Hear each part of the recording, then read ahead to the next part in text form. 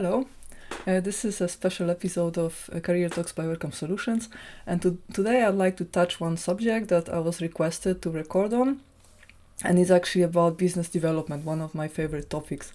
Since we have a second birthday of the company, which was officially established on 1st July 2019, I'd like to talk a little bit about all the factors in business development that my PhD helps me with, and all these factors that it kind of makes it harder for me. So I think it might be of interest to all of you who hold PhDs and who are thinking about your own company. So some food for thought today, welcome.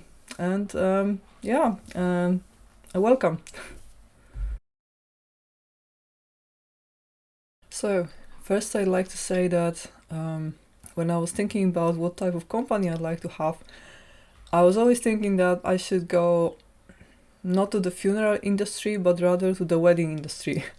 And what I mean by that is that, like once upon a time I've seen a funeral house next to the wedding house, and I thought to myself, why do some people actually choose to go for the funeral industry and deal with misery and deal with sadness and all these negative emotions in their daily practice if they can choose to go for wedding industry? And even if the bad times come in business, from the business perspective, you always have that associated joy because you deal with people who are at a good stage of their life. They experience something extremely joyful.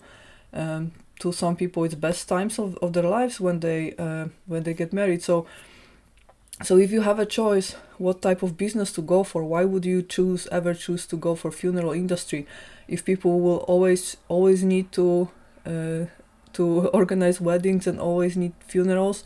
Why wouldn't you consciously choose for the weddings? So with that in mind, I was also thinking, if I ever want to launch a company, I like to choose a subject that has to do with joy, with development, with something progressive, so that even if I have bad times in my business, I can always feel that I experience some level of joy and excitement together with my clients. And that's also why I went for career development and a career advisory. And I never regretted that. I never regretted for one day that I made this choice, because even in the times of Corona crisis, and I have to admit that it was not good times from business perspective, because when the crisis comes, people always keep their cash close, and they are not as much willing to spend, especially on external courses, especially if you're or coaching, especially if you're new in the business, then you have hard time to develop your practice. But I never regretted, because even at the worst, when my account was empty, I was still feeling that I assist in something important, and I was like feeling extreme levels of joy whenever I saw a client finding a new job that they were excited about, or even going through some self-development exercise that was actually changing their perspective about their own lives, and they were just so astonished and surprised, and also feeling joy that they realized something important about themselves that they never experienced before. And so even at the worst, when I was financially at the lowest point, I still had that joy. So I can recommend it for you. If you think about launching a business, take it into account, because I feel that this is an aspect that is often overlooked.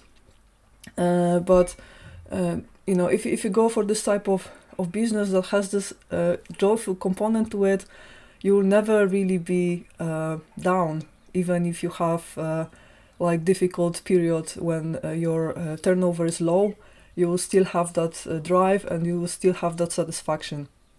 In Welcome Solutions, we help highly educated professionals with navigating towards their dream careers. We offer intensive career rotation courses, combining self-discovery with practical information about the job market. We also work on our own educational materials, such as books and self-navigation manuals. Our new tool, the Odyssey test, will help you discover what your natural way of creating value in the job market is, and which working environment will fit you best. If you'd like to stay in touch with us and receive monthly updates, please subscribe to the newsletter. So the first thing that my PhD clearly helps me with in business is the professional ethic. Obviously, as scientists, we know that there is no success without sweat and without hard work, and that it's quite unfeasible to to become a leader in any discipline when you only work 8 hours a day. So we don't have that expectation that things will go easy, and to be best, we work hard. So this was quite a natural way of thinking for me, and I was not surprised when it came to developing a company, and it was all the same. There was always way too many things at the time to do, and there is no such thing as a free weekend. If there is someone interested in your services or in your products, then of course you have to pick up the phone, you have to answer the email. Doesn't matter Sunday evening or Monday morning, doesn't matter at all. And you have to keep on being productive, manage your working time well, so that you can still keep creative even though you have an overwhelming workload next to it. And that's, for me, this is the biggest difficulty, because it's not a big deal to work 16 hours a day, but the problem is how to still keep creative and keep innovating and keep developing new products, new concepts once you're so overwhelmed with work. So I also had to change a bit in my daily practice and be more systematic with exercise, which I hate. Actually, I hate sports, but I'm trying to at least get on the treadmill a few times a week right now, because I know that I need this fitness. I need to keep in shape, and I need to meditate. I just need this mental hygiene, because otherwise it's really hard to match creativity with all the workload and all the duties that I have in daily life. After all, I think that PhD greatly helped, and also it helped to learn how to self-manage, how to also multitask, and how not to rely on other people, and how to try to solve multiple problems at a time and take multiple roles at work. So I think as scientists we are naturally capable to do that, and that's also a very big advantage in business. And of course, one last thing, patience. Patience is super important, and being able to go for a delayed gratification, so being patiently waiting for the results of your hard work, sometimes for years to come. The Odyssey test, the project I just launched to the market more or less a week ago.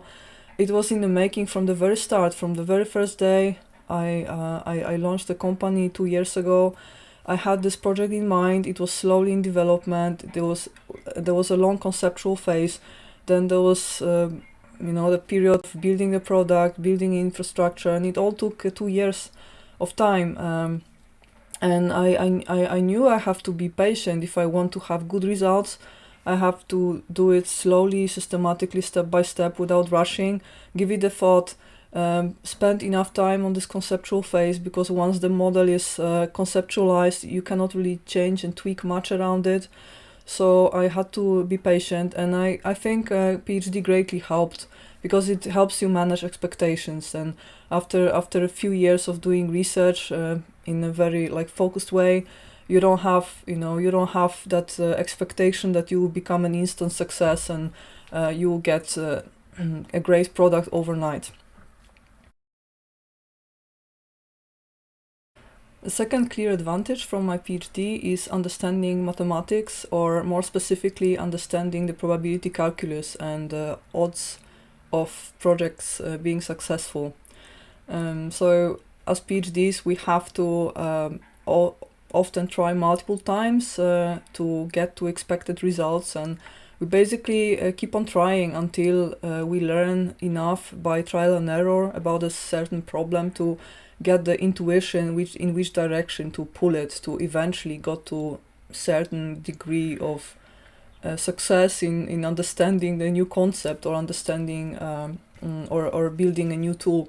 So it's really exploring, it's exploratory, and to get to new discoveries, you have to feed your intuitive mind by just experience and trying, and by trial and error often. So, and it comes the same in business. You test hypotheses in practice. You look for solutions to problems, but it's not necessarily going to be that your first solution is the perfect solution, and then you improve, and then you have to be in touch with your clients, of course, and you have to recurrently improve your solutions and adjust to your clients' needs to make sure that they help as much as possible, and perfection your solutions. And it's really the case that you have the instant like winner at the first go. It's quite uncommon. So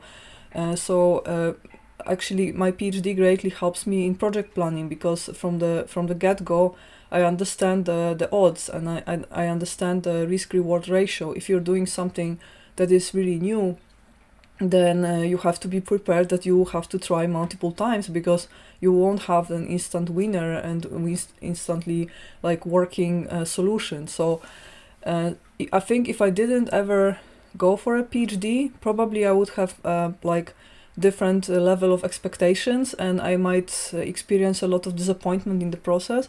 But since I have this PhD experience behind, this is like a default. Like by default, I'm used to failing in daily practice, and failing and trying and improving iteratively until there is a solution on the table. So since I had a few years of this experience, now there is no surprise, and I didn't experience that feeling of disappointment in the process. So I think this is really important, because I think in business development many people fail in a way that they just drop out too early. They don't understand that you always have to try multiple times before you reach the expected results.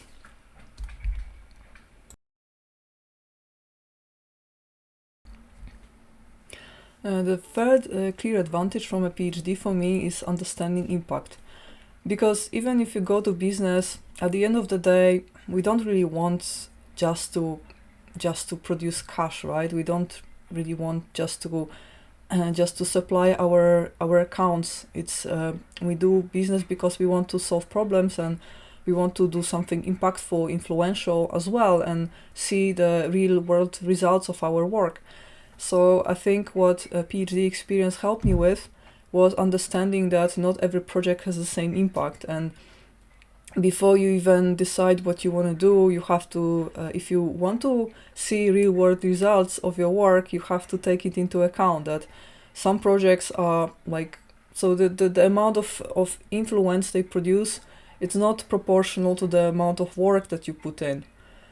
So for instance, if you go to career development and career advisory, for most people, their career is one of their most important aspects of their lives. They care about their health, about their family, about their relationships, and about their careers, and that there is not much more than that most people care about. So if you produce even a little contribution that helps people with their careers a tiny bit, but it can reach a lot of people around your country, or even around the globe, then in fact the influence you produce is quite huge.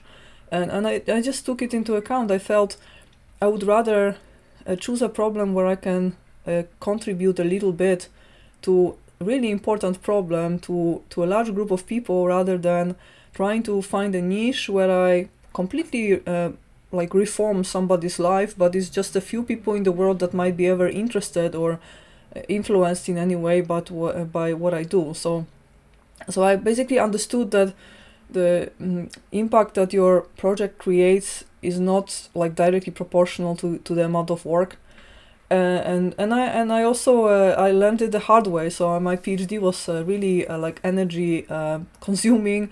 It was a hard mathematical problem that was very niche, and only like very small group of people around the globe were occupied with this problem. So even if I eventually got to the solution after a few years of hard focused work, not many people would even care about it, and there was very little chance that my solution would ever result in any new clinical practices, so that anyone actually in the real world would be really like influenced in a positive way by my solution. So I kind of got in the concept the hard way during my PhD, and now I understood it. So now before I get down to projects, I first evaluate on my mind, okay, is this project important? Is it how many people might potentially benefit? And I make this evaluation for myself. It's more qualitative than quantitative. I don't have any numbers. It's just my subjective feeling, but I always do that before I start. And I think this is a habit I learned during my PhD, and now it greatly helps me, because again, it's just the satisfaction you get from knowing that what you do has real life consequences for people. And of course I also hear that back, right? I get feedback, and that's also very positive and makes me happy, but it's more about my internal like motivation and satisfaction that, hey, I did something that matters. So if you want to get that feeling when you do business, and I think most people in business do, then it's good to have that habit of first evaluating projects before you really start doing them. The fourth aspect that PhD clearly helped me with was understanding that the world is small and you will always meet the same people all over again. So something I cannot really understand is that in business circles, from what I see, people often fight with each other. They argue on some tiny detail and then separate, and they never really talk to each other again, or even talk badly behind each other's back. At least that's what I often see among the circles that I had an occasion to meet with. But in science, like, we are, I think, much more diplomatic, because we understand that there's only so many conferences you can go to, and so many consortia, and so many business, so many scientific circles, and you cannot just openly argue. You can at best just avoid someone tactically if you really cannot connect, but it's really important to keep good relations with people, and they can always, even if you actively avoid them, they can always end up as reviewers for your paper. So what's the point of making foes with anyone? So I think in science you have to learn how to be diplomatic, and how to skillfully avoid people with whom you don't really connect and think on the same frequencies, but without making open enemies, and also how to acknowledge people, because at the end of the day, saying thank you and acknowledging someone in your work doesn't cost anything. And this is something that I also cannot understand, because when I attend business meetings, I often see that people don't acknowledge anyone. They just talk about their project, but there is no acknowledgement slide in their presentation. There is nobody that they would ever mention, acknowledge, and they cannot understand that acknowledging people doesn't mean that you admit that they are responsible for your success. That's something completely different. So you won't, you won't lose the crown if you acknowledge other people in your work. So I think with that in mind, and keeping this habit when I develop a company, it helps me greatly, because people remember, they remember being acknowledged. They feel appreciated, and I think this is a habit I brought from academia, and again, this is quite uncommon in business, and I cannot understand why, but it helps me. It just helps me making new contacts, and keeping good vibe, building good karma, and making new connections. And I think this is a strength that we often don't think about, but it helps in business greatly.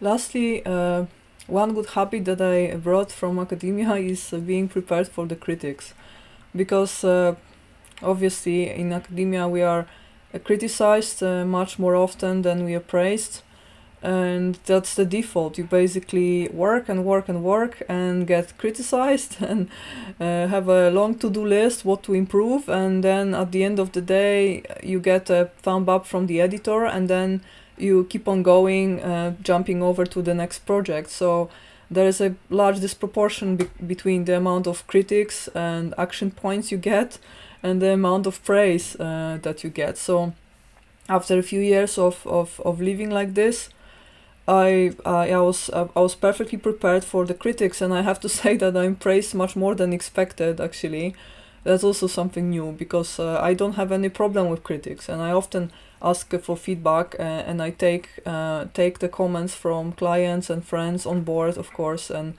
I want to be criticized, of course, in a constructive way. And it's often so that I'm not. So, but I am prepared. And of course, anonymous critics is not as fun, especially if it's not constructive, but it's also very rare, I have to say. So most of the time, it's even if it's critical comments, then they are constructive, and I'm happy about them. But in general, the mindset is that critics is normal. Being criticized is a default, and I think if not my PhD, I would not have that thick skin right now. But now I'm perfectly prepared for it. So that's really good start.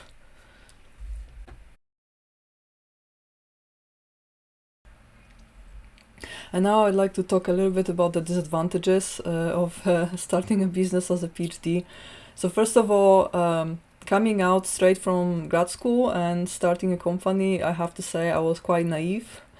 Well, especially in the period of time between my contract and my starting a company, which was like a year and a half perhaps, then I was doing a lot of projects where I think, yeah, I was spending a lot of time doing kind of working for free for other people's success, and just looking back at this, I think I was really naive. And I think this is also what we have to keep in mind when we like mingle with business culture, that in business many people will ask us to deliver, to produce, to help for free, and we have to just mind what do I have out of this? Do I want to learn something concrete, or is this a work for somebody else's behalf? What do I have out of this? And we have to be our own advocate, and that's also like why I like launched my own company eventually, because I felt that if I'm just a shareholder in other people's business, I always get bad deals, and to actually make sure that I can get out of it as much as I should, given my workload and my input into the overall success of the project, I pretty much have to launch my own business. And I think many PhDs experience this difficulty initially, because when they come to business culture, they have to do with very experienced hustlers and salespeople who can easily evaluate them and the real value that they represent, and basically give them those bad deals to actually get more of it for themselves than they should, and give away as little as possible to the real contributors. So you have to be careful. If you come straight from academia, you have to become your own advocate. You have to also learn that outside academia, people are not always truth-telling, and they will not always give you the real motivation or like rationale behind what they do, and they do not always have like that clear intentions. Because I think in academia, although we have some people who have clearly like difficult personalities, that I think at the end of the day they don't have like a vile there is no vile play. There are no like vile intentions. So if someone declares that they will do something, they usually intend to do it. Sometimes they are too overwhelmed to do it, but at least they have an intention to do it. But if you go to business, there will be a lot of people who will promise you things with no intention to do what they promise. So you have to. I that was shocking to me at first when I first realized that this is the case. You meet those people, and I was shocked. But I learned since then, and now I think I'm much less naive than I used to be 2, 3, 4 years ago. But it took me a while.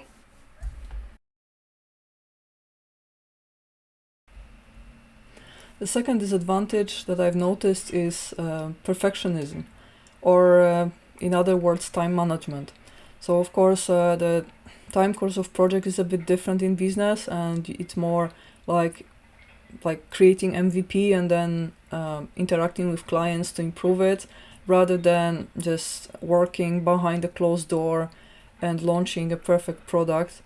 And sometimes I still have hard time with figuring out when is the perfect time for launch. And I sometimes I hear, "Come on, your book is already 250 pages. Why are you still adding information? Why don't you just start writing another one?" Or your test booklet is already over 250. Like, why are you still appending it? This is just too much. Nobody wants to read so much. So why don't you just release it? And then, but when I don't feel like I'm done, I cannot really do it. So I still try to figure out how to find the perfect balance between feeling satisfied from what you did and actually releasing the product. And yeah, where is this crucial point where you should say to yourself, "Hey, this is enough and I have to launch." And there are different schools. I heard this saying a lot in business, that if you're not ashamed with the first version of your product, that pretty much means that you released it too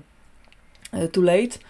But I cannot really live like this. I can't follow this rule. I couldn't really release something I'm ashamed with. So I'm still learning, and yeah, it's still a learning curve for me.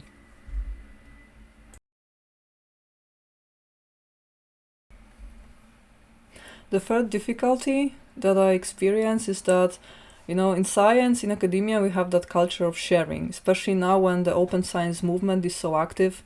We share our pipelines, we share all the details of our protocols, and we are proud of it, and we make sure that they are reproducible, so that other researchers from other corner of the world can reproduce our results at any point in time.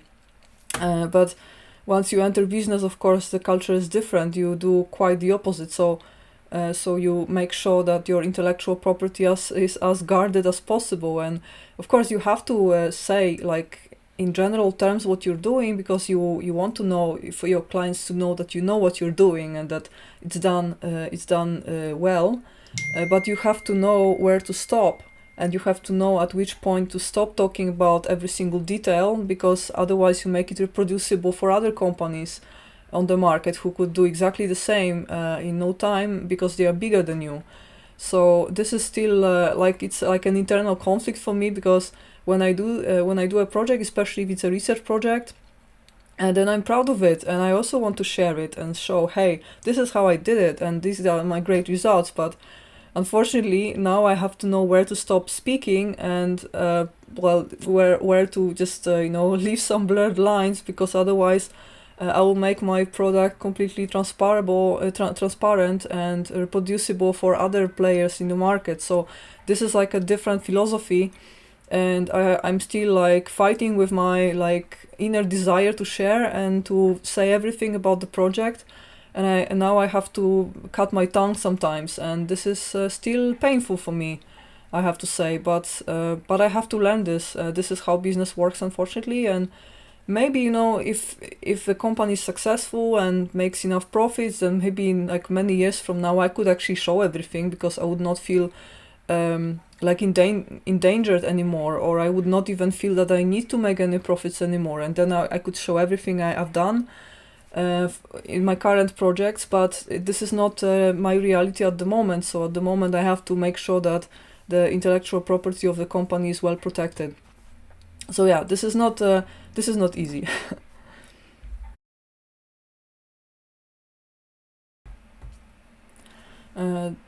The next thing I'd like to talk about is the fact that in academia we don't use intuition too much. So we make hypotheses based on the previous literature, based on some rational assumptions, and then we test a hypothesis. This is as logic as it can be. We rarely use intuition in our daily practice, and we draw conclusions, and then by trial and error we learn more about the subject matter. But it's rarely the case that we use intuition to make our next steps. It's usually the case that we build it on our prior experience. So but in business is different, and you have to, it's much more just navigating yourself in a very complex environment that doesn't have any stiff rules, and you have to use your nose and use your intuition much more, and it's like, much more of magic thinking sometimes, and relying on, building good karma with people, and making moves based on heuristics, and really trying to figure out, like Jesus, really intuitively in which direction to go next. And I had to, and sometimes rational arguments don't work really. And I had to learn that as well, and how to reconnect with my intuitive mind, and how to start making decisions more based on intuition and less based on rational assumptions. Because, to be perfectly honest, rationally, I would, if I only used the rational mind, I would not make any of the decisions that I made in my company development so far. Because rationally, if you want to, let's say, sell products online, such as aptitude tests or courses, why not just start selling things, right? This is the simplest possible solution. So why not to become a marketeer for someone else and start from sales and start from generating profits the day one?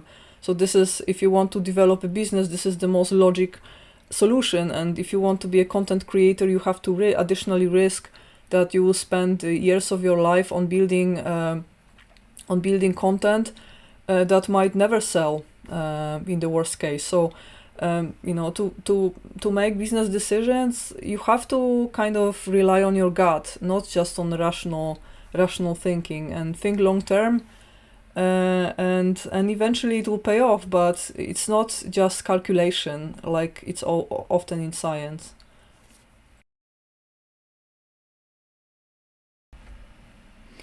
And lastly, I'd like to talk about some more philosophical problem, which is related to evaluating value of projects. Because in science, we kind of decide which projects are valuable based on our prior experience. And if the granting agency has the same opinion and gives us funds, then we go for the project, and we get funds for it, we execute the project. But when you launch a company, then the value of your project is kind of in the eye of the beholder. There is no such thing as an intrinsic value, because the value of your project, it all depends on how much someone else is willing to pay for your solution. So sometimes for me, like, I have these thoughts, okay, if I value something, does that mean that it's also valuable for the audience, or for potential clients? Like, what is the real value of this project? Is it so there is no objective value in business. It just depends on the receiver, and it's of course both good and bad. But sometimes I have these thoughts. I feel lost sometimes.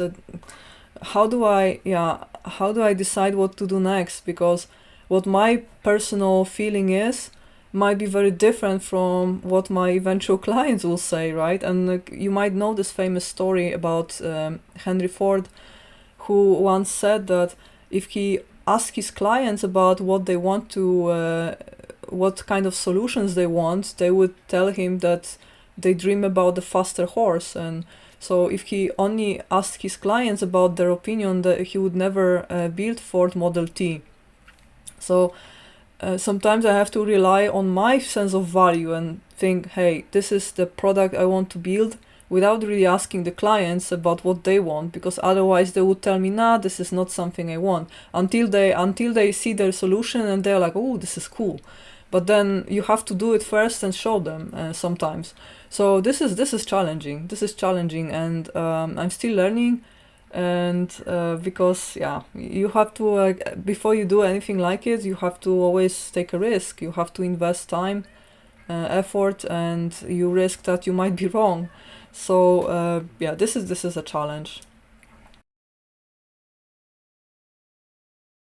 So this was a short recap of the 5 things that I feel help me in business development, and 5 things brought from academia that clearly don't.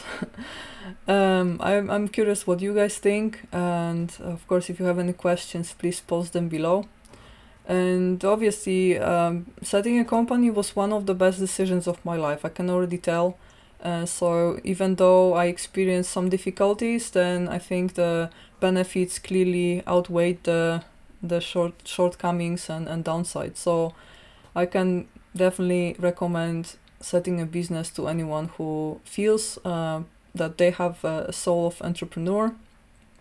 And if you would like to test if you have a soul of entrepreneur, hey, you can still you can always check out our new test, the Odyssey, and it will tell you if your mentality and working style converge with the mentality and working style of successful entrepreneurs. So if you have doubts, then you can always test yourself. Well, of course, I mean, I'm an entrepreneur now, so what could you expect? There must be a sales pitch in this presentation.